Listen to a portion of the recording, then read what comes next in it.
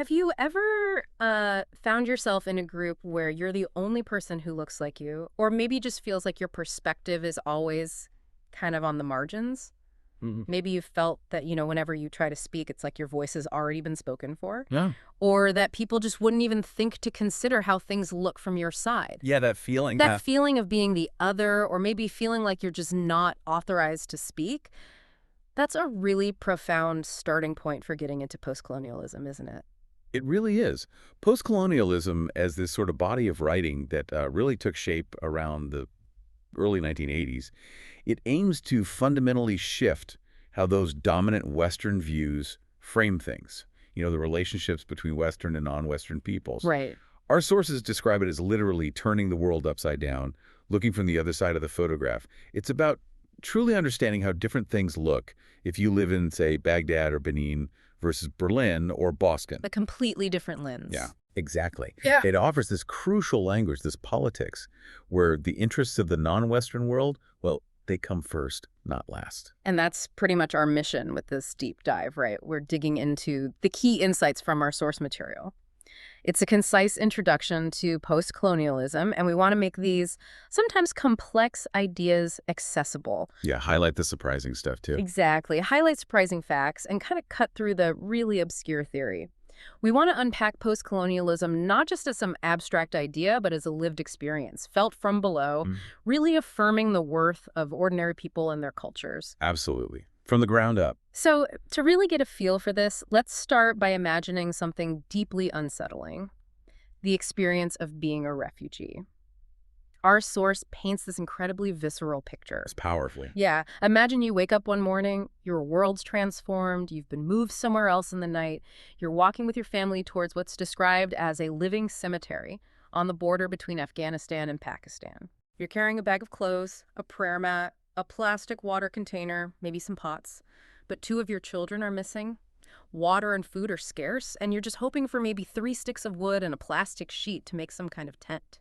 And this unsettled, uprooted existence, it's a stark reality for millions. It's not just a temporary thing. Think about Somali refugees in Kenya or Palestinian refugees scattered across the Middle East.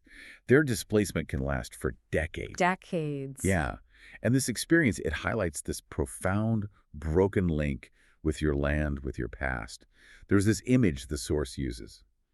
A Palestinian schoolgirl walking through the ruins of a refugee camp in Rafah after an attack just reduced buildings to rubble. Just rubble. The key thing here, the real insight, is the devastating lack of agency. Your life, your home, is just fundamentally beyond your control. That lack of control, it really hits home. And this brings us to a term that maybe people have heard, third world, but where it comes from is actually quite revealing, isn't it? It is. It was coined based on the French Revolution's Third Estate. The commoners, everyone else. Right. So in the Cold War context, it came to mean the non-aligned nations, mostly Africa, Asia, Latin America, those not formally in the capitalist West or the socialist East blocs. So sort of forging their own path. Exactly. And the Bandung Conference in 1955 was huge for this. You had 29 newly independent African and Asian countries meeting, really symbolizing this common effort by people of color to throw off the yoke of white Western nations. Some major moment. Definitely. And then a bit later, 1966, you had the more militant Tricontinental Conference in Havana, bringing Latin America, Africa, and Asia together. These events, they were the self-conscious political origins of post-colonialism, really aiming for a new global perspective driven by these formerly colonized nations. A new way of seeing the world. Yeah, and what really stands out here is the emphasis on what our source calls insurgent knowledges. Yeah. These are perspectives that actively challenge Western dominance. Insurgent knowledges. I like that. It's powerful, right? For example, so much of what we think of as Western knowledge, especially in maths and science, actually originated in the Arab world. We literally use Arabic numerals every single day. We do, don't we? Never really thought about it like that. See? Post-colonialism insists we take these other knowledges, other perspectives, the ones from the subaltern, which means those marginalized groups who've historically been silenced just as seriously as those from the West. So it's not just adding facts, it's changing the rules of the game. Precisely. It's about fundamentally changing the terms, the values under which we all live, looking at the world not from the top down, but from the bottom up. Okay, so building on that idea of challenging dominant views, let's shift to how these struggles play out personally. There are some incredibly powerful stories about identity in our source material. Yeah, really striking ones. Consider the African-American novelist Langston Hughes. He's on a ship heading to Africa, and he throws all his books into the ocean. He felt this exhilaration of freedom, like he was shedding everything he'd been taught, leaving behind this hierarchical culture where African Americans were at the bottom. He thought he was returning to his motherland, where he'd finally be among his own people. Right, a sense of belonging. But when he gets there, the Africans look at him and they laugh, saying, "You, white man, you, white man." Oof, that must have been jarring. Completely. And if you connect that to the experience of Frantz Fanon, who's a really key post-colonial thinker, you see a similar but maybe distinct kind of pain. How so? Well, in Martinique, where he was from, he was considered relatively fair-skinned. But when he arrived in Lyon, France, people on the street would literally point and shout, "Look, a Negro." Oh, wow. Fanon described this pain of being sealed into that crushing objecthood, just reduced to a label. That's brutal. And he realized later that this external thing, being objectified like that, often leads to something deeper. People in those situations can internalize it. They start seeing themselves as other, as lesser, even in their own minds. That internalization, that's a really crucial point. It is. And there's another story, Jean Ries's short story, "The Day They Burned the Books." It works as this kind of allegory focusing on the gendered power relations in colonialism. Yep. It describes a white Creole woman, Mrs. Sawyer. Her English husband dies, and in a rage, she burns all his English books. Burns the books. Symbolic. Very.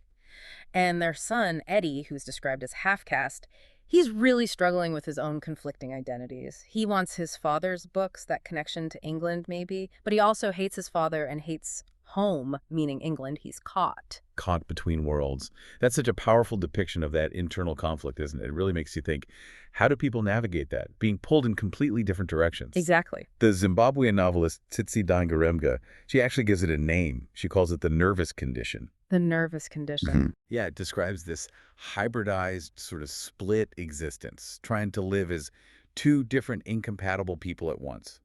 She shows this through a character, Tambudzai, who gets a Western education, assimilates white ways, and then feels completely out of place, even in familiar settings. Like a stranger in your own life. Kind of. Yeah. And the harsh reality often is that assimilation into the dominant culture might never make you white enough. Right. You're still marked as different. Exactly. And this highlights a really important difference between that kind of lived, often painful experience and the sort of celebratory multiculturalism you sometimes hear about. Salman Rushdie famously called that chutnification. Chutnification. Yeah, like a superficial blending, making a nice chutney out of different cultures. But that often masks the deeper inequalities, the real oppression faced by many minorities who experience cultural conflict, not just some easy blending. That's a key distinction. So, thinking about all this, how do these narratives challenge your assumptions about identity and belonging?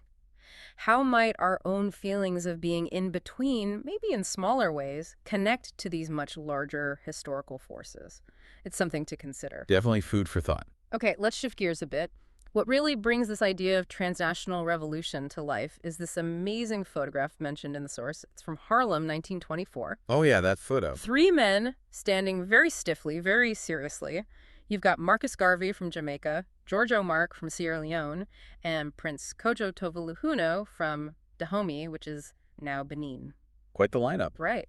These were transnational revolutionaries working right there in Harlem to translate anti-colonial ideas into actual Black empowerment and civil rights in the U.S. And the key takeaway there, I think, is how important that meeting was as a moment of translation, translating revolutionary ideologies between different oppressed nations. Translation.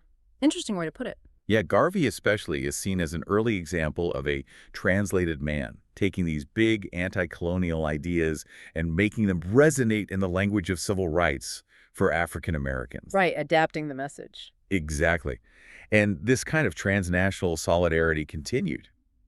There's the story of Fidel Castro in 1960. He was apparently mistreated in his fancy Midtown hotel in New York. Oh, really? Yeah, so Malcolm X invited him to move uptown to Harlem.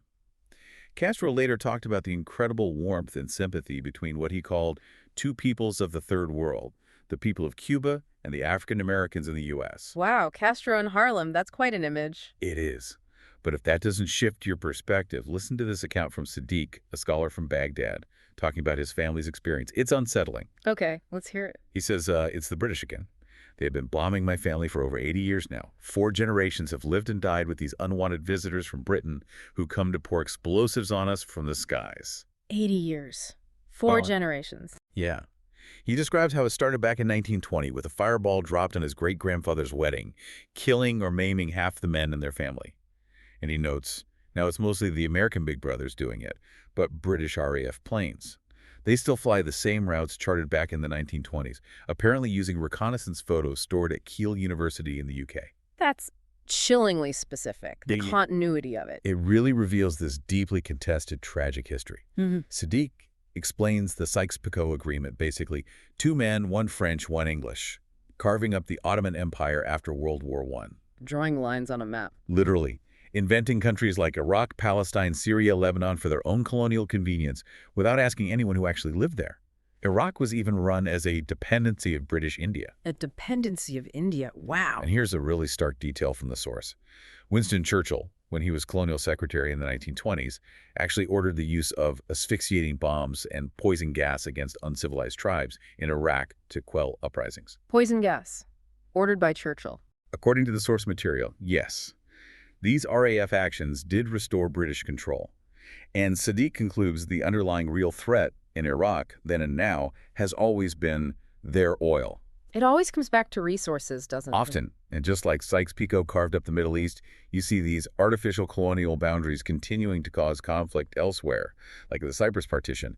The legacy of those lines drawn on a map is still felt today. That detail about the generational experience of bombing, it just completely flips the script on who is perceived as a threat, doesn't it? It reframes everything from a single event to this ongoing historical experience of being targeted by imperial power. It absolutely does. A profound shift in perspective. So let's talk about land, or maybe the lack of it. That's a central recurring theme, especially in formerly colonized countries. A huge issue. Take Brazil. It's got, what, the 9th largest economy in the world, yet it holds the world record for the most unequal income distribution. Staggering inequality. Yeah, just 3% of the population owns 2/3 of the cultivable land, while millions live in deep poverty. So the question becomes, how do people respond when the system fails them so drastically? Right.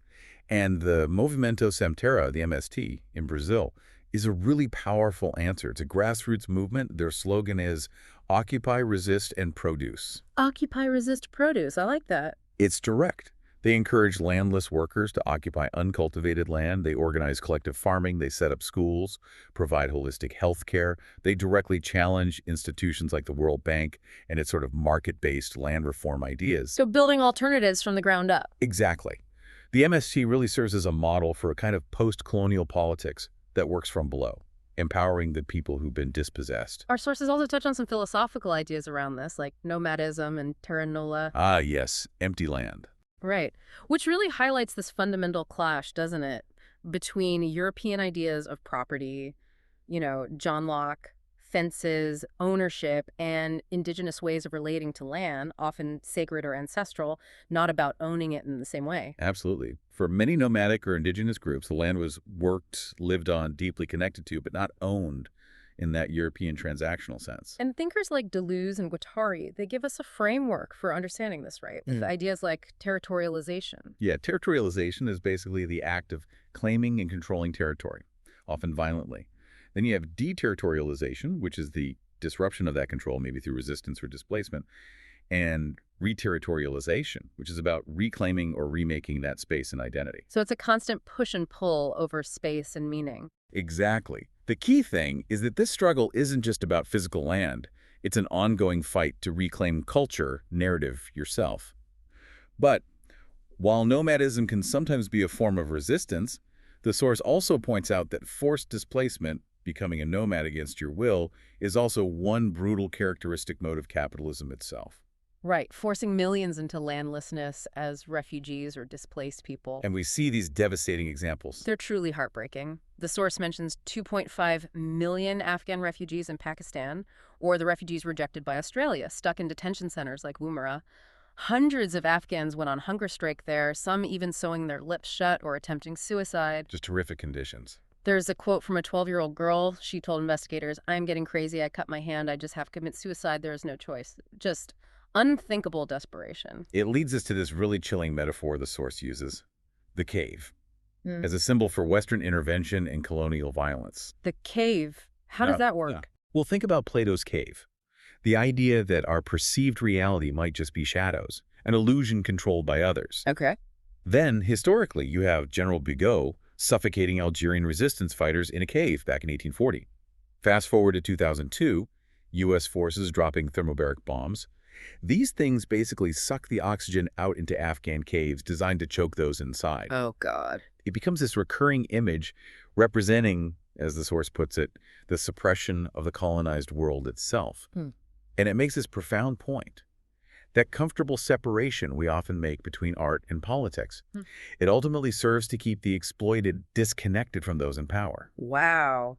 That reframes things quite powerfully. And it makes you reconsider something seemingly basic, like national borders. We think of them as fixed, universal, but the source points out they're often totally artificial colonial creations. Absolutely. Like the Palestine Bantustan map mentioned. It visually shows these fragmented territories, and the resemblance to apartheid South Africa's homelands is just stark. You can't unsee it. And physical walls, too. Exactly.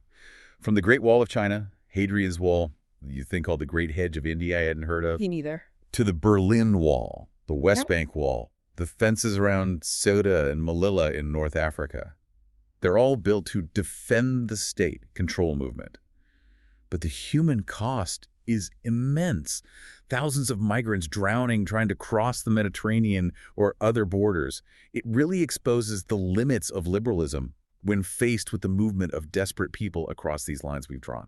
Okay, let's shift again maybe to something a bit different, music as resistance. The source talks about Algerian Rai music. Ah, right. Yeah, vibrant stuff. The name itself means an opinion or a point of view, which is pretty cool. It is, and it emerged from the margins, this amazing hybrid blend. You've got traditional instruments like the oud, the gaspa flute mixed with Western synths, drum machines. And the lyrics. A real streetwise mix of Spanish, French, Arabic, reflecting that complex colonial history. So it really became a voice for people. Totally.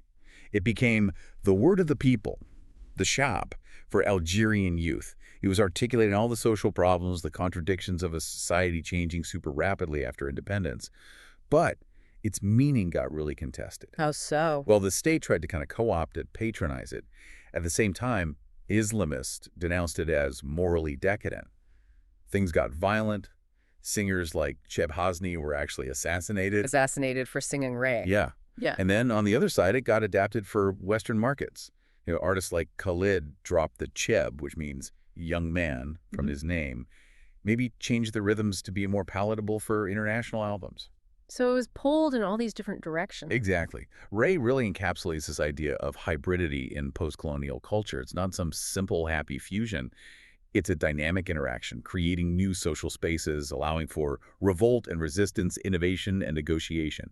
It's a way to express all that contradiction and ambivalence within a society that's kind of fragmented. That makes sense. And speaking of contested symbols, that brings us to the ambivalence of the veil. Right. Hugely complex. For many in the West, it's often seen just as a symbol of patriarchal oppression. Right? Often, yeah.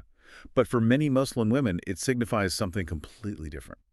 Cultural identity, religious commitment, social status, sometimes just personal choice. And historically, it's been manipulated too. Absolutely. You had forced unveilings by the French colonizers in Algeria, trying to liberate women as a way to undermine Algerian culture. Then later, forced veilings, like in Iran after the revolution. And even today, you have secular laws in places like France that forbid veiling in schools or public sector jobs, which directly impacts women's access to education and work. So it's never just one thing. And it's not static either, is it? Not at all. The diversity of veils, hijab, niqab, burqa, shador is huge, and they're often used strategically.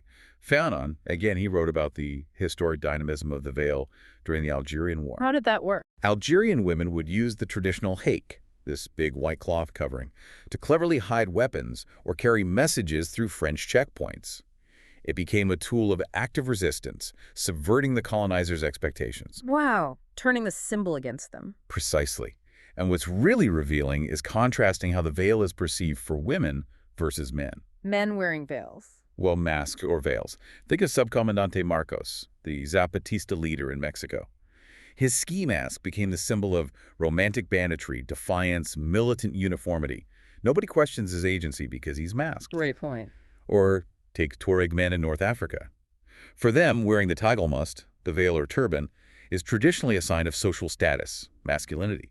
They use it to signal respect, drawing it up high before women or important people, lowering it among equals or inferiors. So the meaning changes completely depending on context and who's wearing it. Exactly. It shows the meaning is totally situational. You can only read it in terms of its local meanings, not through some universal, often Western lens. Okay, let's unpack this even further and dive into post-colonial feminism. We could start with a really complex figure, Mahatma Gandhi. Gandhi. Yeah, definitely complex on gender. He famously championed women's political participation, right, Mhm. and used tactics he saw as feminine spinning cloth, and especially satyagraha, that philosophy of nonviolent resistance truth force, which powerfully involved women. True, he brought women into the public sphere in unprecedented ways for India at the time. Yet he controversially excluded women from the famous Dandi Salt March, and his views on sexuality were quite traditional, preferring women to be sort of spinster or sister figures in the movement. It's a real contradiction, isn't it? Yeah. And this connects to the idea of colonial feminism, mentioned in the source. Colonial feminism, what's that? It's when colonial powers, like the British in India, intervened in local customs, things like child marriage or sati, widow burning. Ostensibly, it was for humanitarian reasons, to save Native women. But it also served as a form of social control, a way to justify colonial rule by painting the local culture as barbaric. And ironically, these interventions often fueled nationalist resistance, with men claiming to protect their women and traditions from foreign interference. So feminism itself gets complicated in a colonial context. Very. While feminism historically has Western roots, it developed very differently in non-Western places. It's now part of many diverse versions of modernity, not just one single definition. And for women in colonized countries, independence didn't always mean liberation, did it? Sadly, no. Sure. For many, independence from the colonizer just meant the start of a second liberation struggle. A second struggle. Against whom? Against the new patriarchal local elites or against religious nationalisms that often arose. The fight continued, but now against a patriarchal sphere that no longer required women's support, like it did during the anti-colonial struggle. Power was transferred, often to men who inherited the colonial systems, leaving women still fighting for basic rights. That's sobering. But there are powerful examples of women leading the way, right? Like the Chipko movement. Oh, absolutely. The Chipko movement in India is a fantastic example of post-colonial feminism deeply intertwined with ecology. What did they do? These were largely rural women in the Himalayas, directly affected by deforestation caused by commercial logging. Their livelihoods depended on the forest, so they started hugging the trees, literally, to prevent the loggers from cutting them down. Chipko means to embrace or to hug. Wow, tree huggers, literally. Literally. They emphasize sustainable local ecology over short-term corporate profits. They challenge what they called maldevelopment, these big top-down government projects like the Narmada Dam or a movement like the Greenbelt movement in Kenya led by Wangari Maathai. It really highlights the vital importance of local knowledge, especially women's knowledge, which had been dismissed for so long. So how does post-colonial feminism as a concept differ from other kinds of feminism? It's not just about including women in third world politics. It's more fundamental. It's about women defining the political arena itself, often from the grassroots level. Redefining politics. Yeah. It focuses heavily on material rights, land, resources, economic justice, as well as cultural and legal rights. It's about fighting exploitation in all its forms and building these grassroots, often transnational, alliances. It tends to work from below, outside traditional party structures sometimes. And the source gives examples of really compelling activists. It does. A key takeaway here is that post-colonial politics is fundamentally about empowering the poor, the dispossessed, and the disadvantaged. And women are often at the forefront. Figures like Radia Nasraoui fighting human rights abuses in Tunisia, Giselle Halimi, a lawyer who defended Algerian women tortured by the French during the war, and Fulan Devi. Fulan Devi, the bandit queen. Exactly. India's bandit queen turned member of parliament. She fought fiercely for the rights of the poor and the lower castes, the Dalits. These women show the power of subaltern voices transforming local struggles into something with global resonance. Incredible stories. Okay, let's shift towards globalization, but with a surprising starting point. Fanon and Che Guevara. The revolutionary. Right, but here's the surprising fact from the source. Both were trained doctors, And they apparently continue to practice medicine to heal people, even while advocating for and participating in violent revolution. Huh. Doctors advocating violence. The source calls it an ethics of healing through revolutionary violence, like a necessary surgical intervention to cure the deep wounds of colonialism. That's a challenging paradox, isn't it? Healing and violence intertwined. It really is. And if we connect that kind of paradox to globalization more broadly, we see McLuhan's idea of the global village, the standardization, everything becoming the same. Like McDonald's everywhere, globalization. Exactly. But there's resistance too, right? Mm-hmm. McDonald's has faced falling profits in some areas, and you see alternatives pop up like Mecca Coke in Muslim countries where the U.S. is strongly associated with imperialism. Right, challenging the dominant brands. And the powerful insight here is that even in this huge globalized system, local resistance and especially consumer pressure can actually make massive multinational corporations accountable. Think of Shell in Nigeria or Nestle. What happened with Nestle? There was this incident where Nestle tried to claim $6 million from famine-stricken Ethiopia over an old debt from a nationalized company. There was huge public outcry, boycotts threatened. Nestle very quickly backed down, reversed its claim. It shows that even giant corporations aren't immune when public opinion turns against them. Abstract economic power can be made tangible, accountable. So consumer power can actually work sometimes. It seems so. But that brings us to another stark paradox, famine itself. In places like India, the source says, people starve even when there are vast stockpiles of grain. How is that possible? It's not necessarily an absolute lack of food. It's more about corruption, bureaucratic inefficiency, and fundamentally unequal entitlement, as the economist Amartya Sen calls it. Who has the right or the means to access the food that exists? India apparently even sells surplus rice at a loss on the international market, while millions of its own people suffer chronic malnutrition. It's just wrong. Oh. Utterly maddening. It is. And here's maybe the deepest paradox to grapple with, which raises a huge question. Some prominent anti-capitalist, anti-globalization organizations like Global Exchange or the Ruckus Society, known for direct action training, they've actually received funding from major capitalist corporations. Unilever, through its subsidiary Ben & Jerry's, has funded Global Exchange. The Ruckus Society got grants from foundations funded by the British National Lottery. Wait, anti-capitalist funded by capitalist. How does that work? Exactly. It forces you to ask, is this some kind of self-deconstructive politics where the system funds its own critique? Or is capitalism itself so fractured, so full of contradictions, that it actually creates these unexpected openings for strategic interventions from within its own structures? That's a really provocative question to end on. Is resistance being co-opted? Or is it finding clever ways to use the system against itself? It leaves you wondering. So we've covered a lot of ground. We've journeyed through this world, kind of turned upside down, trying to experience post-colonialism from below rather than from above. And it's clear it's not just one single neat theory, is it? It's this dynamic, often really contradictory set of practices, ideas, stories that fundamentally reshapes how we understand history, identity, power. Absolutely. And what's truly impactful, I think, is seeing post-colonialism emerge as this transformational politics. It's dedicated to ending inequality, whether it's based on wealth, class, ethnicity, gender. It champions diverse cultures, demands basic amenities like food and shelter for everyone. And it questions those easy ideas about cultural authenticity. Totally. Instead, it pushes for constructive dialogues across different fields, different experiences, always trying to prioritize that subaltern perspective, the view from the margins. So wrapping this up, Yeah. what does this all mean for you listening right now? Understanding post-colonialism, even just dipping a toe in like we've done, means realizing how deeply interconnected global power, history, and our everyday lives really are. They're tangled together. Yeah. So the final thought to leave you with is, what new questions does this understanding raise for you?